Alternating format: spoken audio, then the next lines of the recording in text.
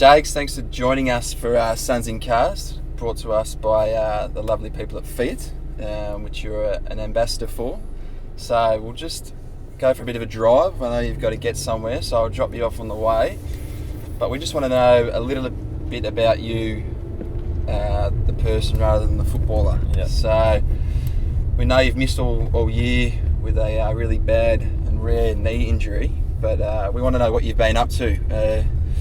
An unnamed source tells us that you've got a slight shopping online addiction, and we're not talking purely fashion and clothes. So can you tell us a little bit about what you've been doing? Yeah, so I'm about 4 months post operation now, so I've been killing a bit of time. Spent a fair bit of time on eBay, especially probably the last month after my operation. I was just buying random stuff, so I ended up buying a bar fridge.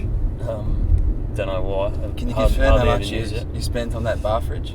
Yeah, well, it actually retails for about $1,200 in stores, but I got a bargain and got it for $500 on eBay. So I was up spending late nights trying to bid on it. Couple got away from me, but I ended up getting one in the end for $500. So got a bargain there.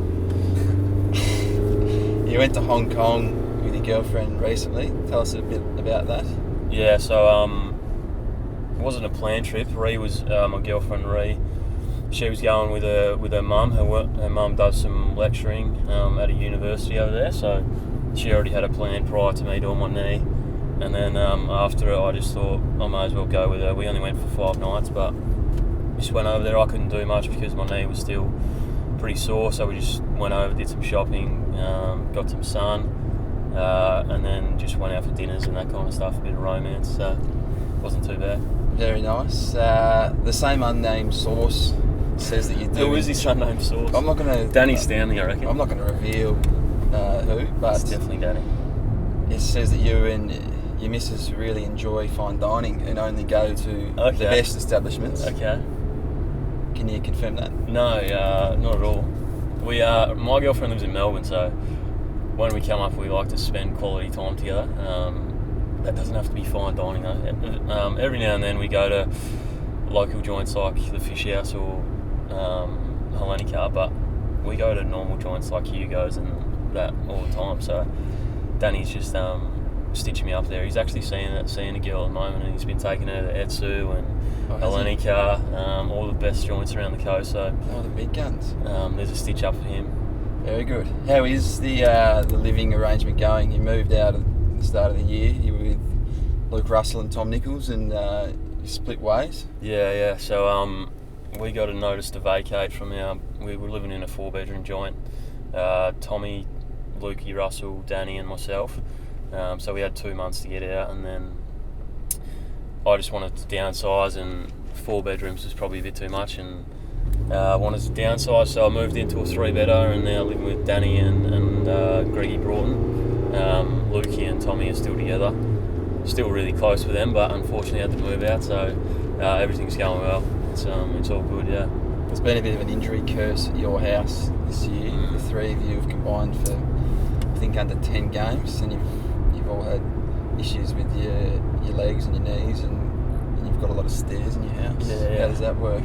Yeah, so I set us off by doing it in round 1, and then I think a couple of weeks later Danny did his knee, and then 3 weeks after that I think Greggy did his knee. So we passed the crutches from myself to Danny, and then Danny passed them on to Greggy. Danny and I live on the 3rd floor at our joint, and Greggy's in the basement down the bottom. So Greggy was fine, but for me and Danny it was a pain in the arse getting up the stairs all the time. And you've done a bit of time at Fox Footy. There's a bit of work experience during your time out of footy. Yeah. Like? So I did a week with Fox Footy. I wanted to do a few different things now that I've done my knee, just to get some experience. So I came straight from high school into footy, so I was a bit of a lazy bugger and didn't have a part-time job or anything. So I just wanted to get some experience outside of footy, and did the Fox Footy thing. So that was cool. They were good to me, and then I also did a leadership course down in Mount Eliza the week prior to that. So just trying to get a little bit of all-round experience, I guess. Tell us a little bit about where you come from. A lot of people think that you're just a boy from Perth and a bit of a city kid, but that's not really the truth, is it? It's I think you've told me before that it takes about 12 hours to get from your house back home up to the Gold Coast, up to Metricon. Yeah, so I'm a country boy, country WA, about 3.5 hours north of Perth, on the coast, a place called Dongra, so pretty isolated, I guess. It's like a long way to get home for me from the Gold Coast, and a long way for my parents to come over from Dongra, so it's 3.5 hour drive for them from Dongra to Perth, and then jump on a flight. Virgin unfortunately don't fly direct to the Gold Coast, so they got to go via Melbourne or Sydney, so all round it takes about a day to get here for them, and the same for me to go home, so it's a bit of a pain in the bum, but I do love getting home, and I love when my parents and family get over, so it takes a while, but it's worth it. What have you got coming up? I think you're going to New York, are you, in September? Yeah, so I've got a planned trip, doing 2 weeks with the girlfriend, try and get some brownie points doing that. So we're doing LA, driving to San Fran in New York. We're spending the majority of the time in New York, and then meeting a few mates over there. So Rhea will go home. She can only get a couple of weeks off work, so I'm going to stay over, and then meet up with a couple of mates and do some stuff with them, which I'm looking forward to. And now that you're away from Tom Nichols, how did you go about living with him for so long? How did that last? Yeah, I love Tommy. I love everything about him. He's just a little bit lazy around the house. Doesn't really like cooking. Doesn't like cleaning. Doesn't like doing the washing. But I loved living with him. But when we got the notice to vacate, I just thought I'd get out. And, time was up. Time was up, yeah. And just finally, before we wrap up, there's a bit of a rumour, or I wouldn't say it's a rumour, it's a bit of a stigma that you can't leave the house without being runway ready. Is that a fair reflection of, not of true how you operate? Not true at all.